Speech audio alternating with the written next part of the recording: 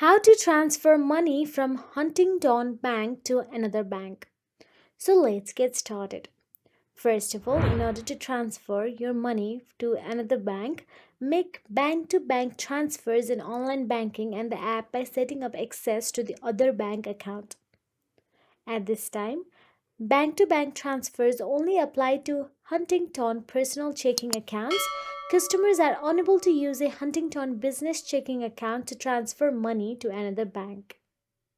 Simply log in, click transfer, under with accounts at other banks, click connected accounts, then click the connected account button and select the account type, enter the routing number, enter all the personal details asked there, then click the connect account button and verify the other bank account. And once you verify the other bank account, you can begin transfers between that account and your Huntington account.